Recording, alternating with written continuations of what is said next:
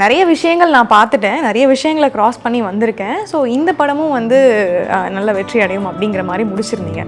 So அந்த விஷயம் வந்து நீங்கள் லைஃபோட கம்பேர் பண்ணி இதை சொன்ன மாதிரி இருந்துச்சு. இல்லை, அது நிறைய பர்சனல் எக்ஸ்பீரியன்ஸ் நிறைய இருக்குமா. நமக்கு லைஃப்பில் நிறைய பர்சனல் எக்ஸ்பீரியன்ஸ் இருக்கும். அது என் வாழ்க்கையை ரொம்ப மாற்றிருச்சு. ஸோ அதிலிருந்து மீண்டு வர்றதுக்கு நான் பட்ட பாடு கொஞ்சம் நெஞ்சாயில்லை. ஸோ அப்போவும் எனக்கு ஹெல்ப் பண்ணி நான் வேறுங்கிறது மனதளவில் நிறைய பேர் இருக்காங்க. அண்ட் கடவுளும் அதே ஹெல்ப் பண்ணாங்க.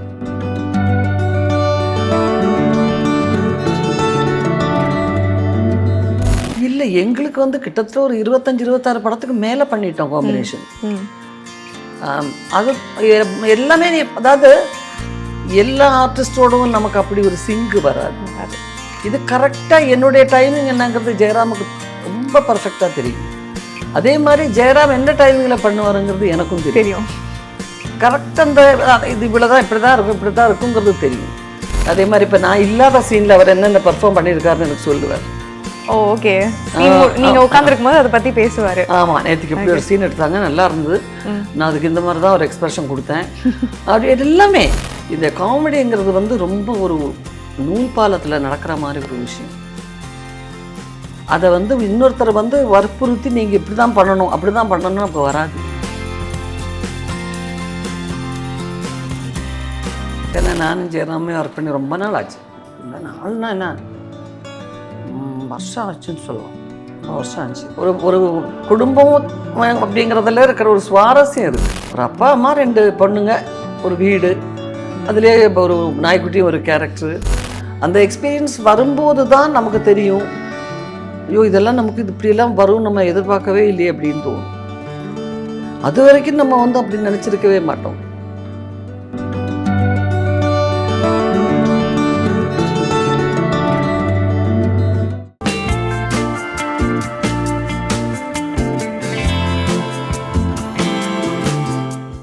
சினிபஸ் நேயர்கள் அனைவருக்கும் வணக்கம். நான் உங்கள் தீபிகா வெங்கடேஷ். இன்றைக்கி நம்ம கூட இருக்க கெஸ்ட் வந்து எனக்கு ரொம்ப பிடிச்ச கெஸ்ட் அப்படின்னே சொல்லலாம். நான் ரொம்ப நாளாக வந்து இவங்க கூட வந்து பேசுகிறதுக்கு டைம் கிடைக்குமா, இல்லை பார்க்குறதுக்கு டைம் கிடைக்குமா அப்படின்னு யோசிச்ச ஒரு பர்சன் தான் நம்ம கூட இருக்காங்க.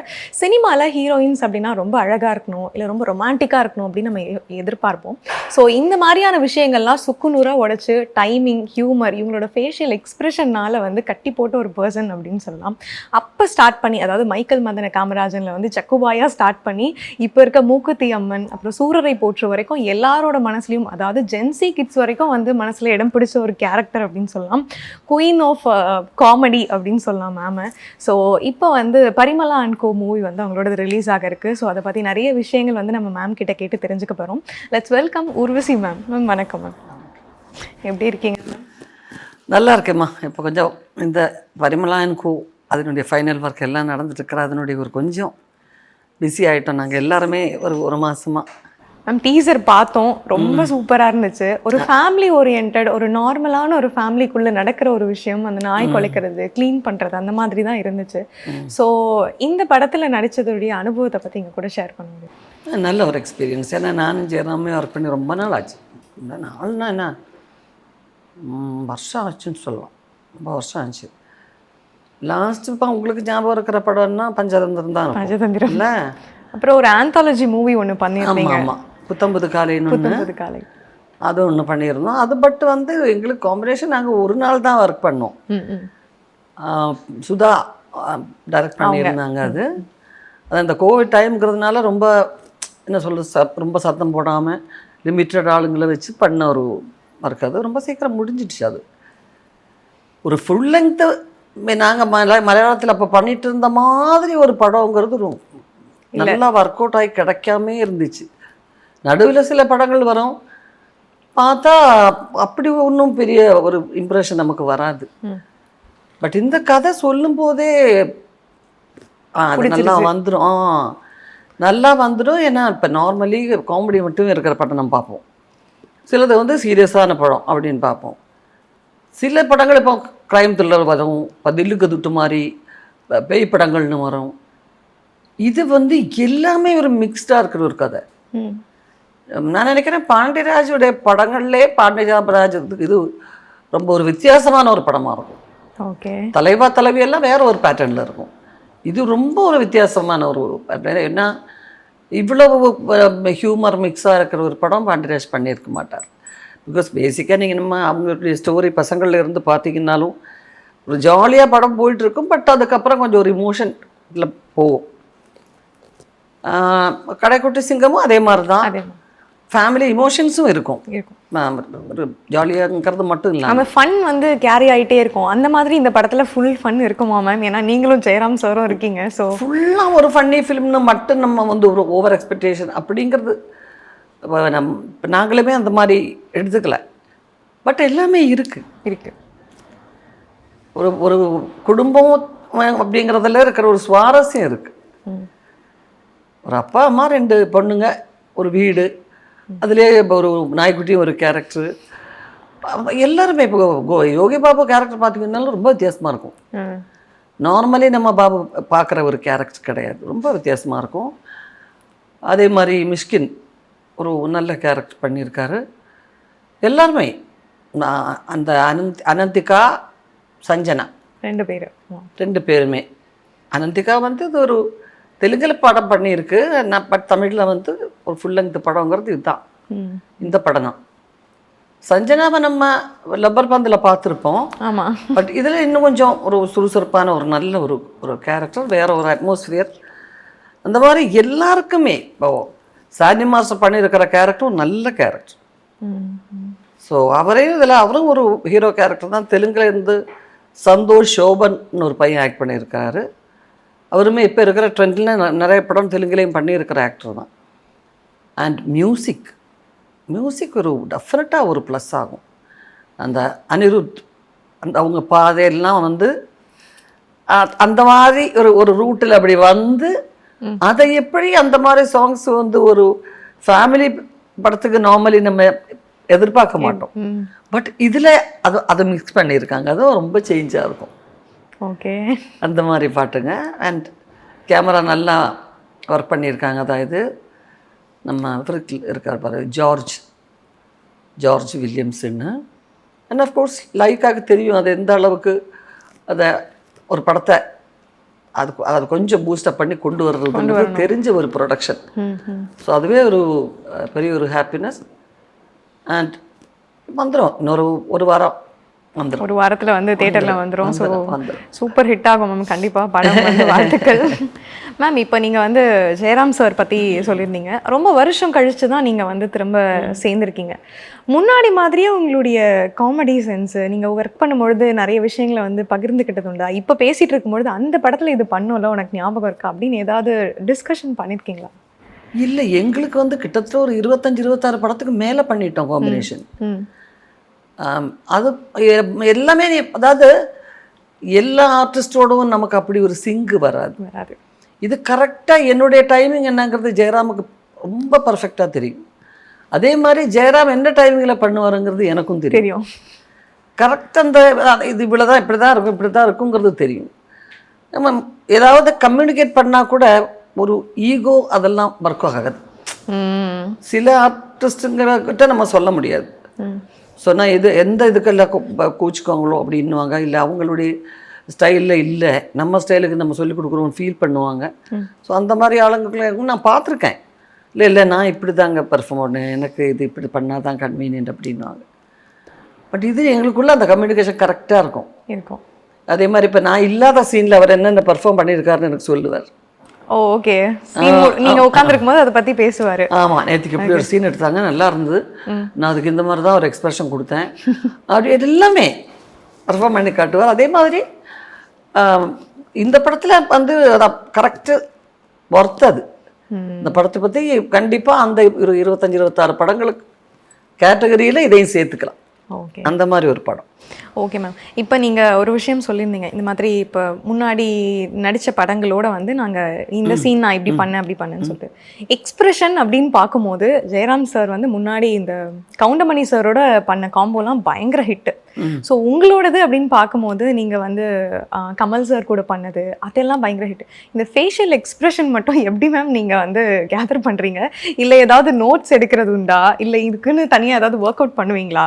இல்லைம்மா, அது அந்தந்த கேரக்டருக்கு நமக்கு அந்த நேரத்தில் வர்றது தான். நம்ம டைரக்டருங்கிறவரை நமக்கு அதை எந்த அளவுக்கு நமக்கு அந்த கேரக்டருக்கு ஒரு ஃப்ரீடம் கொடுக்குறாருங்கிறத பொறுத்து தான். ம். இந்த காமெடிங்கிறது வந்து ரொம்ப ஒரு நூல் பாலத்தில் நடக்கிற மாதிரி ஒரு விஷயம். அதை வந்து இன்னொருத்தரை வந்து வற்புறுத்தி நீங்கள் இப்படி தான் பண்ணணும் அப்படி தான் பண்ணணும்னு நமக்கு வராது. நமக்குன்னு ஒரு ஃப்ரீடம் இருக்குது. ம். அந்த ஃப்ரீடத்தில் நீங்கள் அது அந்த சீன் மட்டும் நமக்கு சொல்லி கொடுத்துட்டா போதும், ஓரளவுக்கு அந்த இது ஃப்ரீடத்தில் நம்ம பண்ணிவிடுவோம். ஓகே. கமல் சார்கிட்ட எல்லாம் காம்படிஷன் பண்ணும்போது நம்ம பயப்பட வேண்டிய அவசியமே இல்லை. அது எல்லாத்தையும் அவரே பார்த்துப்பார். ஓகே. நேச்சுரலி அந்த காம்படிஷன் பண்ணும்போது வந்துடும் அது. அண்ட் அதே மாதிரி தான் ஜெயராம்கிட்டையும் வந்து நிறைய படம் பண்ணி, அதாவது அந்த ஒரு ஸ்டேஜில் இந்த நாங்கள் என்னுடைய ஒரு பிகினிங் டைம், ஜெயராமுக்கு ஒரு பிகினிங் டைம். ஸோ அதனால் நிறையா எக்ஸ்பீரியன்ஸ், கண்டினியூஸாக படம் பண்ணும்போது ஒரு எக்ஸ்பீரியன்ஸ் இருக்கும். அண்ட் அவரோட பண்ண படங்களில் முக்கால்வாசி படங்களில் எனக்கு சிறந்த நடிகை அவார்டு வந்திருக்கு. அது ஒரு பெரிய விஷயம். நிறைய படங்களில் கிட்டத்தட்ட 5 அவார்டும் அப்படி வந்தது தான் அவங்க கூட சேர்ந்து பண்ணும்போது. ஆமாம் ஆமாம் ஆமாம். ஓகே மேம், உங்களுடைய பழைய படங்கள், கமல் சார் படங்கள் அப்படின்னு சொல்லும்பொழுது முக்கியமாக மைக்கேல் மதன காமராஜன் ஒரு பயங்கரமான மூவி அது. ஸோ இத்தனை கேரக்டர்ஸ்குள்ள வந்து நீங்கள் பெஸ்ட்டாக பண்ணியிருக்கீங்கன்னு இப்போ வரைக்கும் பேர் சொல்கிற படமாக இருக்குது உங்களுக்கு. அது அவ்வளோ பேர் நடிச்சிருந்தோம். ஸோ அந்த படம் பண்ணும்பொழுது எப்படி இருந்துச்சு? அந்த அனுபவத்தை எங்கள் கூட ஷேர் பண்ண முடியும்? ஆமாம், நிறைய நான் அதை ஷேர் பண்ணியிருக்கேன். நிறைய நம்ம இது சேனல்களில் நிறைய ஷேர் பண்ணியிருக்கேன். கமல் சாரோட உள்ள எக்ஸ்பீரியன்ஸுங்கிறது நம்ம சாதாரணமாக ஷேர் பண்ண முடியாது. ஏன்னா என்னை பொறுத்த வரைக்கும் அவர் என்ன பண்ணுவாருங்கிறதெல்லாம் நமக்கு சொல்லவே முடியாது.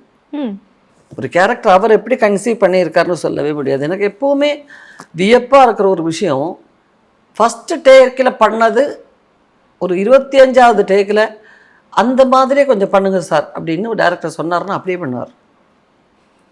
ஒரு நூல் அப்படி இருக்காது, இப்படியும் இருக்காது. அது ரொம்ப ரேரான ஒரு திறமை அது. ஏன்னா அது கரெக்டாக அப்போ அவ்வளோ கான்சன்ட்ரேட் பண்ணி அதை மைண்டில் அந்த விஷுவல் பண்ணிட்டு இது வந்து இப்படி தான் இருக்கும், இப்படி தான் இருக்கும் அப்படிங்கிறத. அண்ட் எனக்கு அந்த படத்தில் மிகப்பெரிய எக்ஸ்பீரியன்ஸ், ஒரு இந்தியன் ஃபில்மில் 48 ஃப்ரேம்ஸ் வந்துச்சான்னு தெரியாது எனக்கு. 48 ஃப்ரேம்ஸ் நார்மலி வந்து இப்போ நம்ம சும்மா ஓடுறது, டான்ஸ் மூமெண்ட்ஸ் அதெல்லாம் வரும். ஒரு லிப் மூமெண்ட்டோட வந்தது. நார்த்தில் ஏதாவது படம் வந்திருக்கான்னு தெரியாது, பட் சவுத்தில் அதுதான் ஃபஸ்ட்டு படமாக இருந்தது மைக்கேல் மதன காமராஜன். இப்போ எனக்கு அது புது எக்ஸ்பீரியன்ஸ். ஏன்னா அவ்வளோ ஸ்பீடாக பாடிட்டு இது எப்படி வரும் படத்தில், ஐயோ இது என்ன இப்படியெல்லாம் எடுக்கிறாங்க அப்படின்னு எனக்கு டவுட் இருக்கும். பட் அவர் ஸ்லோவாக எப்படி வரும்னு எனக்கு பண்ணி காமிப்பார். ஓகே, இப்படி தான் ஸ்லோவாக வரும்போது இந்த பாட்டு இப்படி இருக்கும், அதனால் இந்த லைன் எல்லாம் பர்ஃபெக்டாக பாடணும், இல்லைன்னா அந்த ஸ்லோ மோஷனில் நல்லா தெரிஞ்சிடும் தப்பா பாடினாக்கா அப்படின்னு அவர் நடித்து காமிச்சு தான் எனக்கு தெரிஞ்சது. ஓ இப்படி வருமா இது அப்படின்னு. அந்த வாக்கிங் வரைக்கும் எப்படி வரும்னு சொல்லுவார். ஓகே, குஷ்பு மேமும் வந்து ஒரு இன்டர்வியூவில் சொல்லியிருந்தாங்க மேம், என்னன்னா வந்து நான் வந்து ஊர்வசி மேமை வந்து பீட் பண்ணி பண்ணணும்னு சொல்லி ஆசைப்பட்டேன் அந்த படத்தில், அவங்க இருக்காங்கன்னு தெரிஞ்ச உடனே. ஆனால் வந்து இப்போ வரைக்கும் அவங்கள என்னால் பீட் பண்ணவே முடியல, அந்தளவுக்கு ஒரு ஆக்டிங்கை நான் அதில் பார்த்துட்டேன் அப்படின்னு சொல்லியிருப்பாங்க. ஸோ அவங்களோட ஆக்டிங் உங்களுக்கு எப்படி இருந்துச்சு? நீங்கள் அப்படி யோசிச்சது உண்டா? அவங்க அதில் பண்ணுறாங்க அப்படின்னு சொல்லிட்டு அவங்க அந்தளவுக்கு நோட் பண்ணி வச்சுருந்தாங்க. ஸோ அந்த மாதிரி நீங்கள் பண்ணதுண்டா? இல்லைம்மா, குஷ்பெல்லாம் இருக்காங்கன்னு எனக்கு தெரியும், பட் நான் அதெல்லாம் யோசிக்கலை. நான் அந்த படம் பண்ணும்போதே மலையாளத்தில் நிறைய படங்கள் பண்ணிகிட்டு இருந்த டைம், அந்த 90s நிறைய படங்கள் பண்ணிகிட்டு இருந்த நேரம். அப்போ நான் ஒரு நாள் அரை நாள் இப்படி வந்துட்டு போவேன். கிளைமேக்ஸில் எல்லாம் நான் அவுட்டோரில் வந்து ரொம்ப கம்மியான நாட்கள் தான் இருந்திருக்கேன். அந்த மாதிரி ஒரு சிச்சுவேஷன் இருந்துச்சு. குஷ்புவோட கேரக்டர் அது வந்து எப்போவுமே நல்ல ஸ்மார்ட்டான கேரக்டர்ஸ் தானே பண்ணுவாங்க. நல்ல கேரக்டர், அதுவும் நல்ல பாட்டு எல்லாமே இருக்கும். இந்த ட்ராக்கு பொதுவாகவே வந்து ரொம்ப ஒரு இன்னசென்ட் ட்ராக்காக இருக்கும் எல்லாருமே. ஆமாம், அந்த திருட்டு பாட்டி ஆகட்டும், இல்லை டெல்லி கணேஷ் சார் ஆகட்டும், ஏன்னா அது என்ன எடுக்கலாமா கொடுக்கலாமா உனக்கு ஓகே தானே அப்படின்னு கேட்குறத வெளியே இருந்து எல்லாம் ஒரே பேக்குங்களாக இருக்கிற மாதிரியும் இருக்கும். கிளைமேக்ஸ் இன்னும் ஃபன்னாக இருக்கும் மேம். கிளைமேக்ஸ் இனிமேலாம் அப்படியெல்லாம் ஒரு படம் பண்ணுறது சாத்தியமானா ரொம்ப ஓகே நினச்சி கூட பார்க்க முடியல மேம். இந்த மாதிரி ஒரு படத்தை நான் மிஸ் பண்ணிட்டேன் அப்படின்னு ஏதாவது படத்தை யோசிச்சிருக்கீங்களா? இல்லை இந்த ஹீரோயின் பதிலாக நான் பண்ணியிருந்தா நான் இன்னும் பெஸ்ட்டாக பண்ணியிருப்பேன்னு ஏதாவது ஒரு படம் உண்டா உங்கள் லிஸ்ட்டில்? கண்டிப்பாக இருக்கும். இல்லைம்மா, எனக்கு எப்போவுமே அது மிஸ் ஆயிடுச்சு இது மிஸ் ஆயிடுச்சுங்கிற வருத்தமெல்லாம் எப்போவுமே வந்ததில்லை. கிடைச்சதெல்லாம் நல்லதுன்னு நினைப்பேன். ஏதாவது கிடைக்காம இருந்ததுன்னா அது வேற ஏதோ நல்லதுக்கு தான் நினைப்பேன். ஓகே. கண்டிப்பாக அப்படி தான் என்னுடைய அனுபவங்களும் சொல்லியிருக்கு. நான் நடித்த படங்களை விட ரிஜெக்ட் பண்ண படங்கள் அதிகமாக இருக்கும். ஓகே.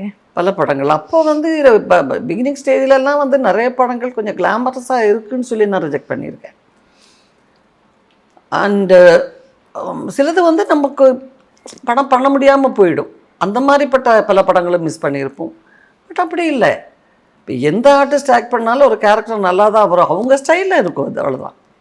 இப்போ நம்ம பர்ஃபார்ம் பண்ணும்போது நம்ம பண்ணது நல்லா இருக்குன்னு சொல்கிறாங்க. வேற ஒரு ஆர்டிஸ்ட் பண்ணால் அதுவுமே நல்லா தான் இருக்கும். அப்படி தான் நான் நினைக்கிறேன். ஓகே மேம், இப்போ குறிப்பிட்டு சொல்லியிருந்தீங்க கிளாமரஸாக இருந்தால் ஒரு சில ரோல் வந்து நான் வந்து வேண்டான்னு சொல்லிடுவேன் அப்படின்னு சொல்லிட்டு.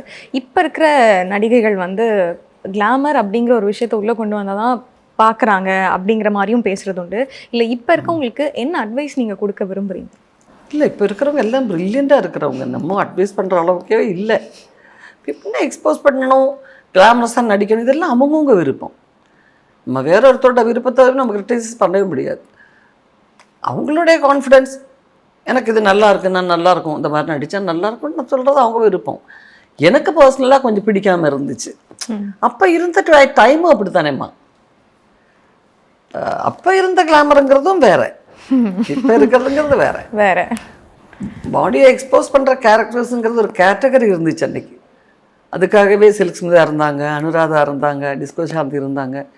இப்படி ஒரு கேட்டகரியே இருந்தாங்க. தனியாக ஒரு சாங் ஒதுக்கிடுவாங்க படத்தில். சில்க் ஸ்மிதா இல்லாத ஒரு படங்களே இருக்க முடியாது. அவங்க இருந்தால் தான் படத்துக்கு பிஸ்னஸ் ஆகும் அப்படிங்கிற காலம்லாம் இருந்துச்சு. ஸோ இந்த டான்ஸ் மாஸ்டர் இருக்கணும், சில்க் ஸ்மிதா இருக்கணும், ப்ரொடியூசர் சரோஜா, சில்க் ஸ்மிதா, இதெல்லாம் வந்து மறுக்க முடியாத ஒரு அந்த பிஸ்னஸுக்கான தேவைகளாக இருந்துச்சு ஒரு டைமில். அது எல்லாமே இருந்திருக்கு. ஒவ்வொரு தடவை ஒவ்வொரு காலகட்டத்திலையும் அது சினிமாவோட டேஸ்ட் மாறிக்கிட்டு தானே இருக்கு.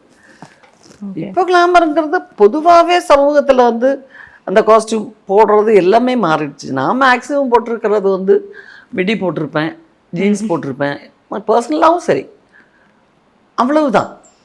மற்றபடி அதை விட ஒரு மாடர்ன் ட்ரெஸ்ஸஸ் எல்லாம் நமக்கு பர்சனலெல்லாம் நம்ம போட்டது கிடையாது. ஓகே. ஸோ எந்த நடிப்பாக இருந்தாலும் எந்த கேரக்டராக இருந்தாலும் அதை சூஸ் பண்ணிக்கிறதும் அது எப்படி நடிக்கணும்னு நினைக்கிறதும் அது அவங்கவுங்களுடைய டிசிஷன் தான். மேம், நீங்கள் ஏதாவது டயலாக்கோ இல்லை வந்து இந்த சீன் இப்படி மாற்றினா நல்லாயிருக்கும் அப்படின்னு சொல்லி சஜஷன் கொடுத்து அந்த சீன் வந்து ஹிட் அடிச்சிருக்கா தியேட்டர்ஸில்? நிறைய படங்கள் நம்ம சஜஷன் சிலது சொல்லுவோம், சிலது வந்து நம்ம நடிக்கும்போது அப்படி ஆகிடும். டைலாக்ஸ் எல்லாம் கொஞ்சம் நேச்சுரலாக வந்து அப்படி ஆகிடும். இப்போ எஸ்எம்எஸ்லாம் நிறைய சீக்வன்ஸ் அப்படி தான் வந்தது எல்லாம். அந்த ஷக்கிராவை பார்க்க போகிற சீனு, அப்புறம் நைட்டில் எழுந்து அவருக்கு வந்து இப்போ ஹாப்பி பர்த்டே சொல்ல வச்சுருவோம், பர்த்டே போய் சொல்லிட்டு. ஸோ அந்த சீக்வன்ஸ் எல்லாமே நாங்கள் பெர்ஃபார்ம் பண்ணி அப்படி ஆச்சு. அது சீன்ஸ் கிடையாது அந்த இடத்துல. சீன் இருக்கு, பட் என்ன சீன் இருந்தாலும் அது பெர்ஃபார்ம் பண்ணி வரும்போது அந்த மாதிரி ஒரு ஆகிறதுங்கிறது வந்து சில நேரத்தில் வேற மாதிரி ஆகலாம். பட் எங்க ஒரு காம்போ நல்லா இருந்ததுனால அது அப்படி வந்துச்சு. எஸ், ஈவன் அந்த ஷக்கிராவை பார்க்க போகிற சீனும் அந்த மாதிரி வந்தது தான். ஓகே மேம், ஆனால் எஸ்எம்எஸ் அப்படிங்கிறது உங்களுக்கு அம்மா கேரக்டரில் ஒரு பெஸ்ட் அப்படின்னு சொல்லி ஒரு விஷயத்தை கொடுத்த கேரக்டர். ஸோ அந்த படம் உங்களுக்கு ஞாபகம் இருக்க ஒரு விஷயம்னா எதை சொல்லுவீங்க? இல்லை, அந்த கேரக்டரை ஏன்னா அப்போ வந்து எனக்கு என் பையன் பிறக்கல. பையனுக்கு இப்போ 11 வருஷம், இப்போ 12 வயசு ஆக போகுது இந்த ஆகஸ்டில். பையன் பிறக்கல, எனக்கு கிட்டத்தட்ட 35 கூட ஆகலை. அந்த மாதிரி இருக்கிற நேரத்தில் தான் நான் அந்த கேரக்டர் பண்ணேன். ஓகே. ஸோ நிறைய ஆப்போசிட்டிவ் இருந்துச்சு. காரணம் ஏன்னா மலையாளம் நான் நல்ல கேரக்டர்ஸ் பண்ணிகிட்டு இருக்கும்போது ஏன் இந்த மாதிரி கேரக்டர்ஸ் போய் பண்ணுறீங்க, ஏன் இதெல்லாம் பண்ணுறீங்க, இப்போ போய் நீங்கள் இந்த மாதிரி கேரக்டர்ஸ் பண்ணலாமா, உங்களை விட சீனியராக இருக்கிறவங்க 10 வயசு பெரியவங்க 15 வயசு பெரியவங்களே பண்ண மாட்டேன்றாங்க, இப்படியெல்லாம் கம்பேர் பண்ணி சொல்லி என்னடா இது. அந்த ராஜேஷ் வந்து அந்த மாதிரி நம்மக்கிட்ட ரொம்ப கம்பல் பண்ணி நீங்கள் பண்ணால் நல்லா இருக்கும் மேம், ப்ளீஸ் மேம் வாங்க மேம் சொல்லி நான் வந்து நல்லா இருக்கும், நீங்கள் நல்லா ஒர்க் அவுட் ஆகும், நீங்கள் வாங்க அப்படிங்கிற மாதிரி பண்ணது. அது அது ஒரு வேளை யாருக்கும் பிடிக்காமல் போயிடுச்சுட்டு வச்சு ரொம்ப ஆப்போசிஷன் வந்திருக்கும் எனக்கு. ஸோ அதுவே எனக்கு மறக்க முடியாத ஒரு படம் தான். இந்த படம் அந்த கேரக்டர் நல்லா வந்தோடனே எல்லாரும் மறந்துட்டாங்க. பொண்ணு பாக்குற சீன்ல வந்து நீங்க பேசுற அதேதான். அது எல்லாமே ஒரு அர்த்தமும் புரியாம இவங்க பேக்கு மாதிரி பேசுறது எல்லாம் ஒரு வேற மாதிரி ஒர்க் பண்ணுறோம். ஓகே, அந்த மாதிரி ஒரு கேரக்டர். ஸோ நிறைய அம்மா, அதாவது அந்த கேரக்டரை பற்றி சொல்லும்போதே எல்லாரும் சொல்லுவாங்க, எங்கள் அம்மா இப்படி தான், இதே மாதிரி எங்களுக்கு ஒரு அம்மா இருக்குமா, எங்கள் மானத்தை வாங்கிடுவாங்க ஏதாவது உளறி, அப்படி லவ் பண்ணுற பொண்ணுக்கிட்ட ஏதாவது உளறி வச்சுருவாங்க, இவங்க வேற மாதிரி ஒன்று பில்டப் பண்ணியிருப்பான். நான் வந்து இதில் வந்து பயங்கரமாக மார்க் எடுத்திருந்தேன், அது 200 வாங்கினேன், இதில் இது வாங்கினேன், அப்படி பில்டப் எல்லாம் பண்ணி வச்சிருப்பாங்க. ஒன்றுமே இல்லை, வெறும் 0 தான் வாங்கினேன்றோம். இந்த மாதிரி அம்மாக்கள் நிறைய இருக்காங்க. எங்கள் அம்மா அப்படி. உங்கள் அம்மா உங்களுக்கு எவ்வளோ சப்போர்ட்டிவ் மேம்? எந்த மாதிரியான விஷயங்கள்லாம் வந்து சப்போர்ட்டிவா, இல்லை இதெல்லாம் நம்ம பார்த்துக்கலாம் அப்படின்னு சொல்லியிருக்காங்க? என்ன மாதிரியான விஷயங்களுக்கு வந்து இதெல்லாம் நீ பண்ணக்கூடாது, இதை வந்து நீ கொஞ்சம் தள்ளி வச்சு பாரு அப்படிங்கிற மாதிரி சொல்லியிருக்காங்க? ஸோ என் ஃபுல் சப்போர்ட் தான் எங்கள் அம்மா எங்களுக்கு. கலைத்துறையில் நல்ல ஆர்டிஸ்ட், அவங்க கிளாசிக்கல் டான்ஸர். ஸோ அவங்க எனக்கு எப்போவுமே சப்போர்ட் பண்ணுவாங்க. மேம், இந்த படத்தோட ப்ரெஸ் மீட்டில் நீங்கள் வந்து ஒரு விஷயம் சொல்லியிருந்தீங்க, நான் நிறைய விஷயங்களை க்ராஸ் பண்ணி வந்துட்டேன் அப்படின்னு சொல்லிட்டு. ஸோ இன்னமும் வந்து என் கூட நிறைய பேர் உறுதுணையாக இருந்தாங்க அப்படின்னு சொன்னீங்க. ஸோ எதை வச்சு அந்த விஷயத்த சொன்னீங்க மேம்? யார் யாரெல்லாம் உங்கள் கூட வந்து சப்போர்ட்டிவாக இருந்தவங்க அப்படின்னு சொல்லிட்டு நீங்கள் நினைவுபடுத்தி சொல்லியிருந்தீங்க? இல்லை, புரியல, அது எதுக்காக சொன்னேன்னே தெரியலையே. நிறைய விஷயங்கள் நான் பார்த்துட்டேன், நிறைய விஷயங்களை க்ராஸ் பண்ணி வந்திருக்கேன். ஸோ இந்த படமும் வந்து நல்ல வெற்றி அடையும் அப்படிங்கிற மாதிரி முடிச்சிருந்தீங்க. ஸோ அந்த விஷயம் வந்து நீங்கள் லைஃபோட கம்பேர் பண்ணி இதை சொன்ன மாதிரி இருந்துச்சு. இல்லை, அது நிறைய பர்சனல் எக்ஸ்பீரியன்ஸ் நிறைய இருக்குமா. நமக்கு லைஃப்பில் நிறைய பர்சனல் எக்ஸ்பீரியன்ஸ் இருக்கும்.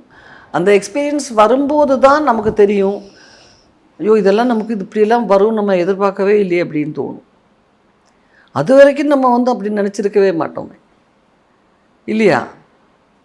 அது அந்த மாதிரி எக்ஸ்பீரியன்ஸ் வரும்போது தான் அதில் தான் நான் சொன்னேன், நம்ம திறமையில் இல்லை இது ஒன்றும், வேறு யாரும் நடத்திக்கிட்டு இருக்காங்க அப்படிங்கிறது அப்போ தான் நமக்கு புரியுது. ஸோ நான் வளர்ந்து வந்த ஒரு விதங்கிறது ரொம்ப கன்சர்வேட்டிவான ஒரு ஃபேமிலி. நிறைய ஃப்ரெண்ட்ஸ் வீட்டுக்கு போகக்கூடாது, அப்போ அங்கே போகக்கூடாது, இங்கே போகக்கூடாது, ரொம்ப ரெஸ்ட்ரிக்ஷன்ஸ் இருக்கிற ஒரு ஃபேமிலியிலேருந்து ரெஸ்ட்ரிக்ஷனே இல்லாத வேற ஒரு அட்மாஸ்ஃபியரில் போய் வாழ வேண்டிய ஒரு கட்டாயம் வந்துச்சு. அது என் வாழ்க்கையை ரொம்ப மாற்றிருச்சு. ஸோ அதிலிருந்து மீண்டு வர்றதுக்கு நான் பட்ட பாடு கொஞ்சம் நஞ்சம் இல்லை. ஸோ அப்போவும் எனக்கு ஹெல்ப் பண்ணினாங்கிறது மனதளவில் நிறைய பேர் இருக்காங்க. அண்ட் கடவுளும் அதே ஹெல்ப் பண்ணார். கடவுளோட மிகப்பெரிய ஒரு ஹெல்ப்புங்கிறது ஒரு பெரிய விஷயம். ஒரு கசப்பான அனுபவம்னா எந்த விஷயத்தை பகிர விரும்புவீங்க மேம்? இந்த விஷயம் வந்து நடக்காமல் இருந்திருக்கலாமோ அப்படின்னு ஏதாவது யோசிச்சது உண்டா? இல்லை, எல்லா விஷயமும் நமக்கு பிடிக்காத எல்லா விஷயத்தையும் அப்படி தானே நினைப்போம். கரெக்ட் இல்லையா? நம்ம பர்சனல் லைஃப்பில் நமக்கு பிடிக்காத பல விஷயங்கள், ஐயோ அது நடக்காமலே இருந்திருக்கலாம் அப்படி தானே நினைப்போம். பட் அது காரணம் புரியும் போது தான் நமக்கு புரியும், இப்படி ஒன்று நடக்கிறதுக்காக தான் அது நடந்துச்சு அப்படிங்கிறது புரியும். எனக்கு வாழ பிடிக்காத ஒரு ஆளோட பிடிக்க வேண்டிய கட்டாயம் ஏற்பட்டுச்சுன்னா ஒரு குழந்தை அதன் முறை பிறக்கணுங்கிற விதி இருந்தது அப்படின்னு நினைக்கணும். ஸோ எல்லா விஷயத்துலையும் அப்படி ஒன்று இருக்கும். இந்த அப்பாவுக்கும் இந்த அம்மாவுக்கு தான் அந்த குழந்தை பிறக்கணும்னு விதி இருந்தால் நம்ம மாற்ற முடியாது. கரெக்ட். ஸோ எல்லாத்துக்குமே கடவுள் அது ஒரு கணக்கு வச்சிருப்பார். அது அந்த நேரத்தில் புரியறதுக்கு நமக்கு கஷ்டமாக இருக்கும், கொஞ்சம் தாண்டி வந்து தான் யோசிக்கணும். Okay ma'am. மேம், இப்போ ஆடியன்ஸ்க்கு வந்து இந்த படத்தை பார்க்குறதுக்கு என்ன விஷயங்கள் நீங்கள் சொல்ல விரும்புறீங்கன்னு நீங்கள் சொல்லலாம். கண்டிப்பாக இந்த வெக்கேஷனில் இப்போ நீங்கள் வந்து சூர்யா படம் கண்டிப்பாக பார்த்துருப்பீங்க நீங்கள். அது வேறு ஒரு பேட்டர்ன் ஆஃப் ஃபிலிம். இது வந்து 100% ஒரு ஃபேமிலி மூவி. சமீபத்தில் நீங்கள் பார்த்ததில் ரொம்ப அருமையான ஒரு படமாக இருக்கும். எல்லாமே சேர்ந்த ஒரு கலவையாக இருக்கும் இந்த படம். அண்ட் கண்டிப்பாக காமெடி இருக்குது, க்ரைம் த்ரில்லரும் இருக்குது. ஒரு ஃபேமிலியோடு போகக்கூடிய ஒரு தாத்தா பாட்டியிலேருந்து பேரம்பேத்தி வரைக்கும் ஒன்றா சேர்ந்து போகக்கூடிய ஒரு அருமையான ஃபேமிலி படம். ஸோ வெக்கேஷன் முடியறதுக்கு முன்னாடி ஒரு நல்ல ஃபேமிலி படம் பார்க்கணுன்னு ஆசைப்பட்றவங்க கண்டிப்பாக இந்த படம் வந்து பாருங்கள். எல்லாருக்கும் வாழ்த்துக்கள். Thank you ma'am. Thank you so much. Thank you.